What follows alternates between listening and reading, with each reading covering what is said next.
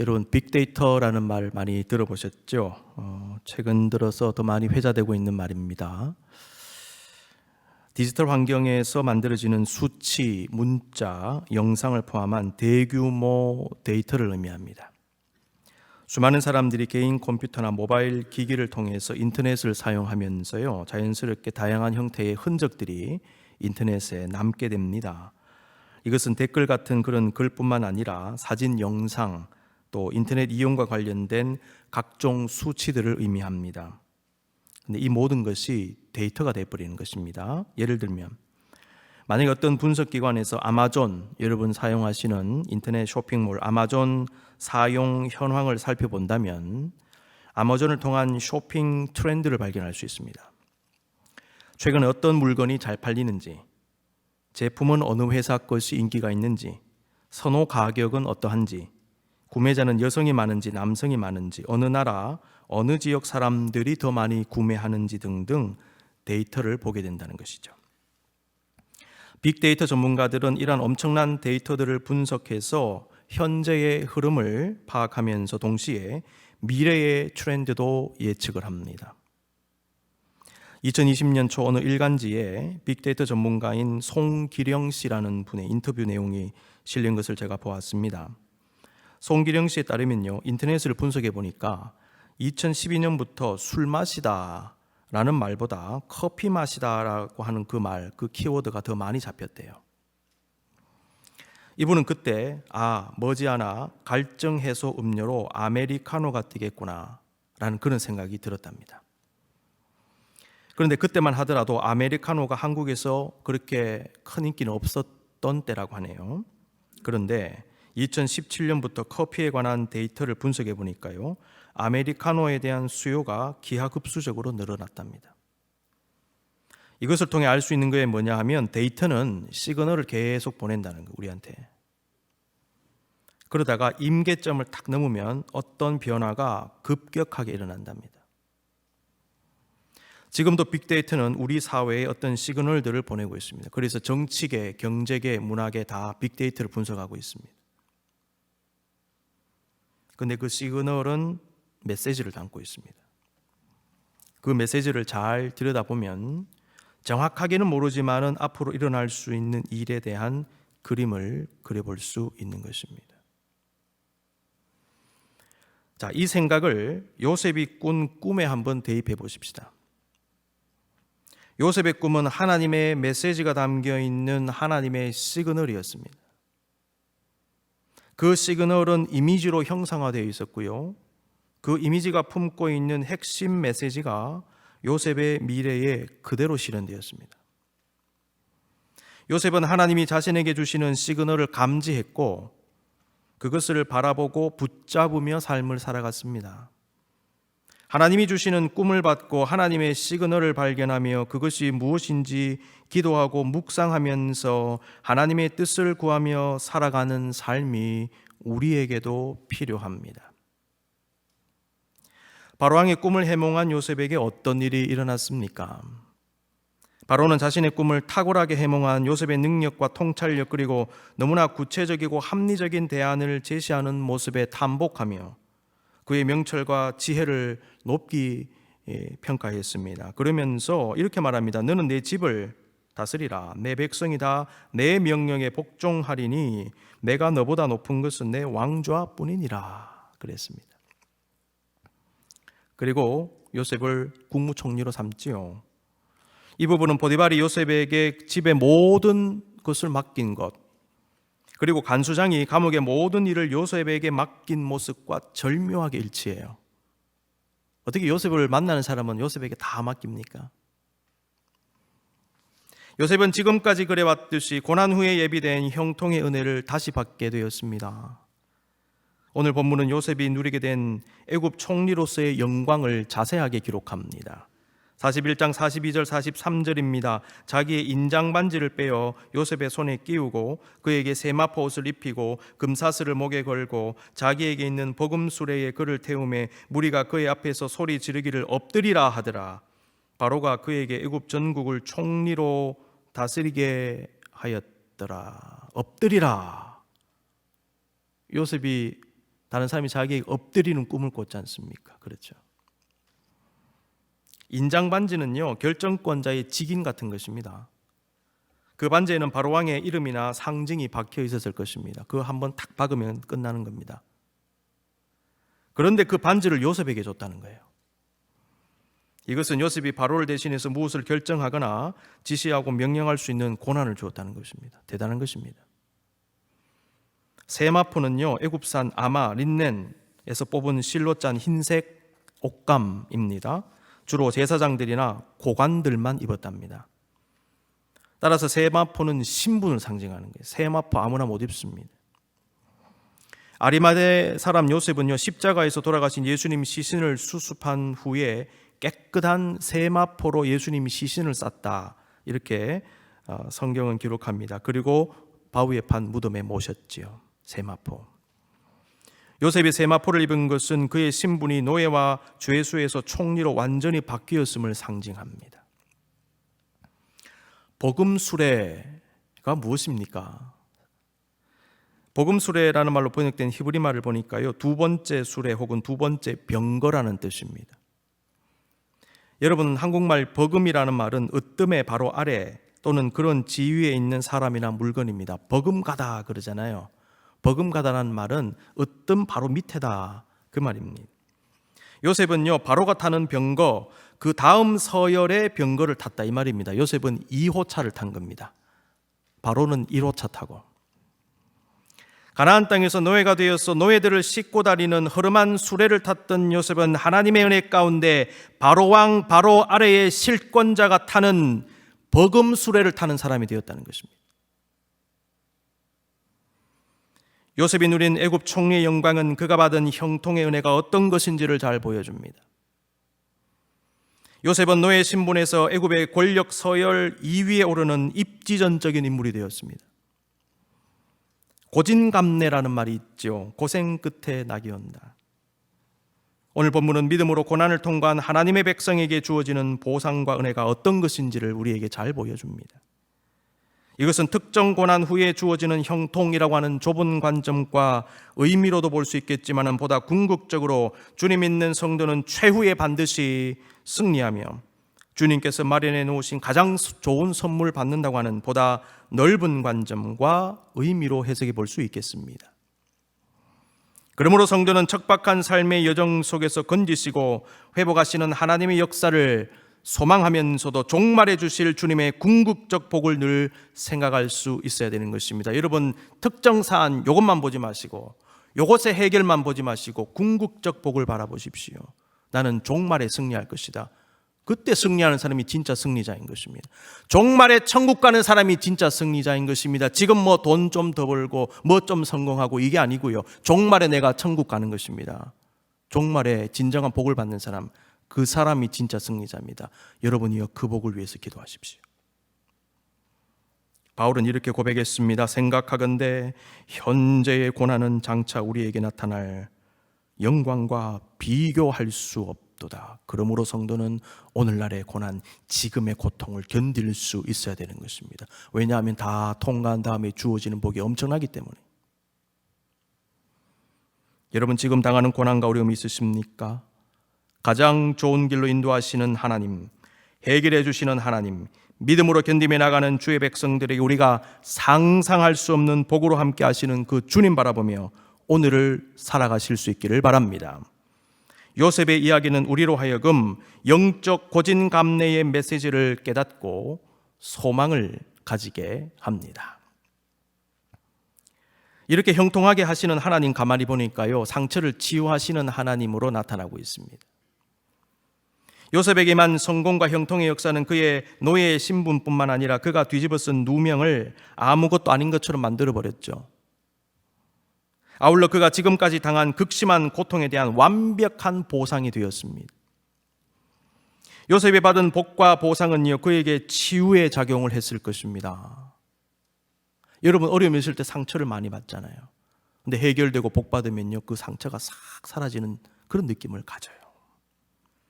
오늘 본문에는 그에게 치유가 일어났음을 알게 하는 또 하나의 증거가 등장합니다. 요셉이 가정을 이루는 모습입니다.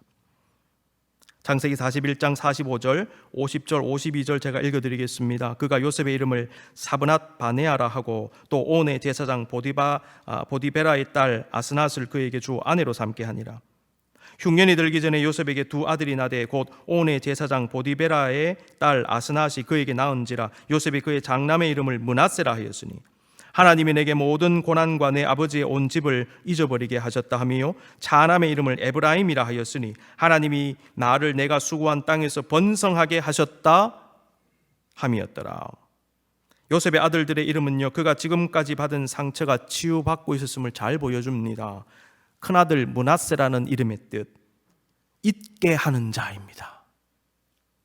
요셉은 자신의 장남을요, 잊게 하는 자, 므낫세라고 부르면서 하나님이 자신의 고생과 고통을 잊어버리게 하셨다, 이걸 고백한 것입니다. 치유가 일어나는 거예요. 에브라임은 기름진 땅 혹은 두 배의 창성함이란 뜻입니다. 요셉은 고난을 통과한 자신에게 주시는 하나님의 놀라운 복과 은혜를 에브라임을 통해서 하나님께 고백한 겁니다. 두 가지 역사 나타났죠. 과거의 상처 치유, 므낫세, 현재의 복에 대한 감사. 하나님 치유해 주셔서 감사합니다. 지금 복 주셔서 감사합니다. 므낫세, 에브라임. 여러분이요, 신앙 고백입니다. 이와 같은 역사가 지금 우리에게도 일어나고 있습니다. 하나님은 형통의 은혜만 주시는 것이 아닙니다. 치유의 은혜를 같이 주시는 것입니다. 여러분 꼭 기억하십시오. 하나님은 문제를 해결해 주시면서요, 우리의 마음의 상처도 같이 어루만져 주시는 것입니다. 그러므로 일이 해결되고 열리고 성공하고 올라가는 복만 기도하지 마시고 우리의 내면이 치유받고 아픔이 씻겨지는 은혜, 우리의 심령이 어루만짐을 받고 온전히 회복되는 은혜를 같이 구하십시오. 사실 이것이요, 외적인 성공과 형통보다 더 중요할 수 있습니다. 아무리 성공해도 마음의 상처가 그대로 있고 감정적인 찌꺼기들이 있고 쓴 뿌리가 그대로 있으면 결코 행복할 수 없습니다. 그리고 그것이요, 다른 문제를 일으킬 수 있어요. 돈 많고 성공하면 뭐합니까? 마음에 상처가 있고 문제가 있는데 행복하겠습니까? 그렇지 않습니다. 근데 하나님은요, 외적인 형통도 주시면서 요셉의 마음을 어루만져 주시더라는 거예요. 그래서 잊게 하셨다, 잊게 하셨다, 므낫세, 고백하게 하신 것입니다.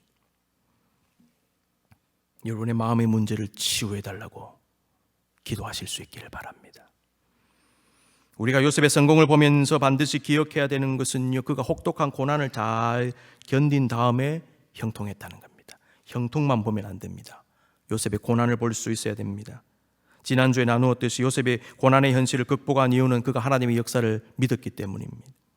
그런데 우리는요, 본문을 통해서 그가 고난을 이긴 이유 또 한 가지를 발견할 수 있습니다. 요셉은 하나님이 주신 꿈을 붙잡았기 때문에 이길 수 있었습니다. 우리는 요셉이 꿈을 붙잡았다는 사실을 어떻게 유추할 수 있을까요? 꿈을 꿨다는 사실은 압니다. 근데 그가 그 꿈을 붙잡았다는 사실은 발견하기가 쉽지 않습니다. 요셉이 고난을 극복한 것과 그의 꿈이 서로 깊은 관련이 있다는 것을 알 수 있는 이유는 기본적으로 그에게 나타난 꿈의 현상과 꿈을 해몽한 사건에 대한 기록 때문입니다. 꿈의 사람 요셉은 어린 시절 이해하기 어려운 신비한 꿈을 꾸었는데 성경에 기록되진 않았지만 아마도 요셉에게 그러한 종류의 꿈의 현상이 계속되지 않았을까 생각해 봅니다. 꿈꾸는 사람이니까요.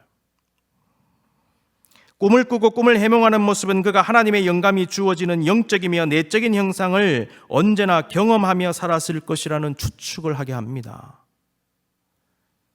특히 성경에 기록된 그의 형제들과 관련된 꿈에 대해서 그는 언젠가는 그 꿈이 실현될 것이라고 믿는 가운데 그 속에 담긴 하나님의 뜻을 늘 묵상하며 기도했다라고 충분히 생각해 볼 수 있습니다. 성경은 이러한 추측에 단서를 제공하고 있습니다. 제가 이번 말씀을 묵상하면서 저도 새롭게 찾아보았습니다. 오늘 본문 42장에 기록된 대로 요셉이 형제들을 만나는 장면에 들어가 있어요. 바로왕의 꿈대로 애굽의 대풍년 후에 곧이어 대흉년이 시작되었는데 그 여파가 애굽뿐만 아니라 인근 지역 전체로 퍼졌죠.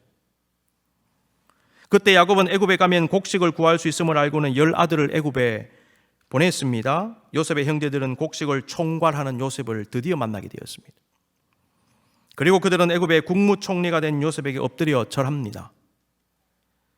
42장 6절입니다. 때에 요셉이 나라의 총리로서 그 땅 모든 백성에게 곡식을 팔더니 요셉의 형들이 와서 그 앞에서 엎드려 절하매. 형들을 본 요셉은 그들을 단번에 알아보았지만은 모른 채 합니다. 그런데 형들은 요셉을 알아보지 못했습니다. 흥미로운 것은요, 바로 그때의 요셉의 머리에 어떤 것이 떠오르는 게 있었다는 것이죠. 그것은요, 어린 시절의 꿈이 떠올랐다는 것입니다. 42장 9절 보십시오. 요셉이 그들에게 대하여 꾼 꿈을 생각하고, 꾼 꿈을 생각하고라는 표현에서 생각하고라고 번역된 히브리 말을 보니까요, 그냥 기억나는 정도가 아니고요, 주의를 기울이다라는 뜻입니다. 이게 창세기 42장 9절은요, 요셉이 자기가 어릴 때 꾸었던 꿈을 계속 생각하고 되새기고 있었다는 것을 알게 하는 결정적인 말씀입니다. 그때 꾸고 잊어버린 게 아니라 꾼 다음에 그 꿈을 계속 지금까지 생각하고 있었다는 것입니다. 되새기고 있었다는 것입니다. 요셉은 그 꿈을 지금까지 붙잡고 있었던 것입니다. 그리고 그 꿈이 어떤 식으로든 실현될 것을 믿고 있었다는 거예요.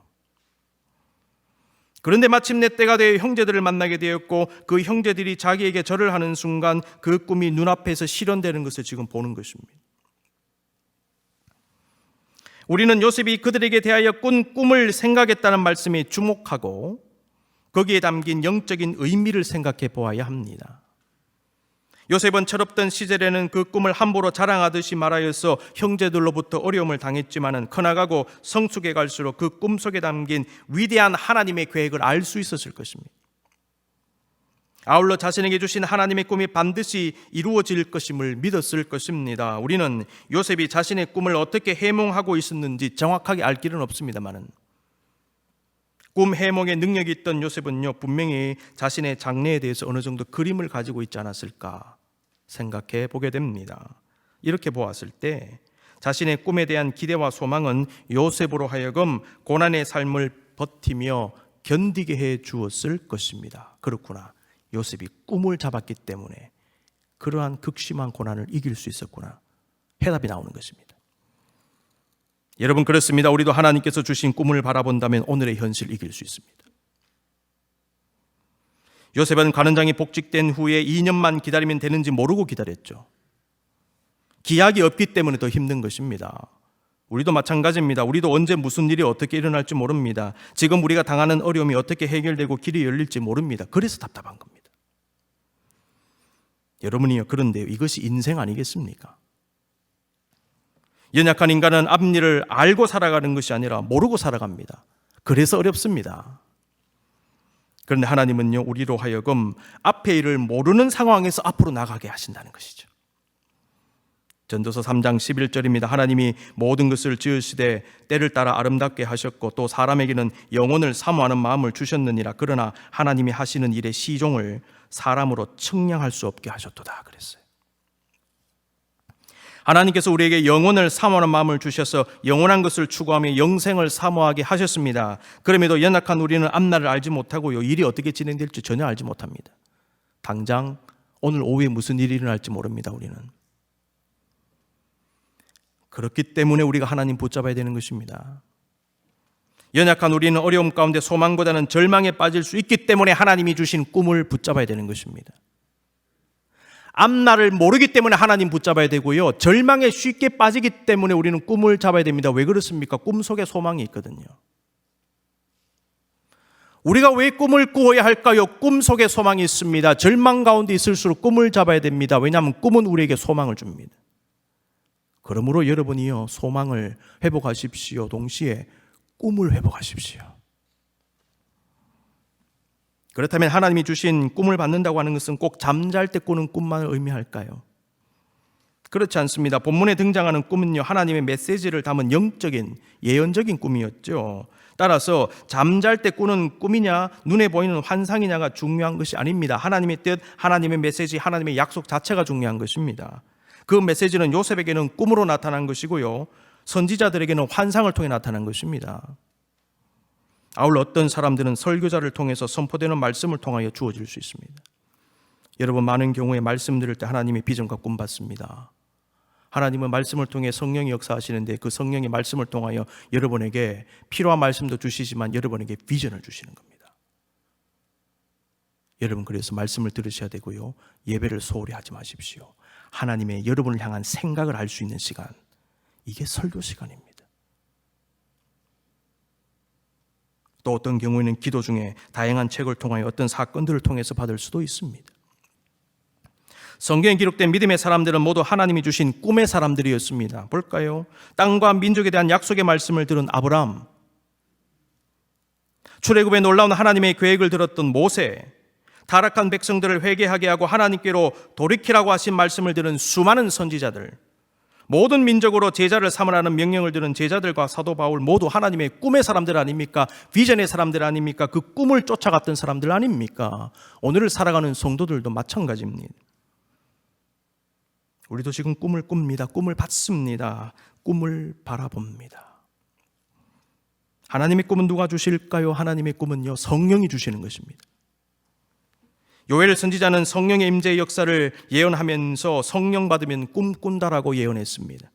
요엘서 2장 28절 29절입니다. 그 후에 내가 내 영을 만민에게 부어주리니 너희 자녀들이 장래일을 말할 것이며 너희 늙은이는 꿈을 꾸며 너희 젊은이는 이상을 볼 것이며 그때 내가 또 내 영을 남종과 여종에게 부어줄 것이며 내가 너희에게 성령을 주노라. 너희는 내가 주는 꿈을 꿀 것이다. 내가 주는 비전을 받을 것이다. 인생의 진정한 목표를 발견할 것이다. 그것을 바라보아라.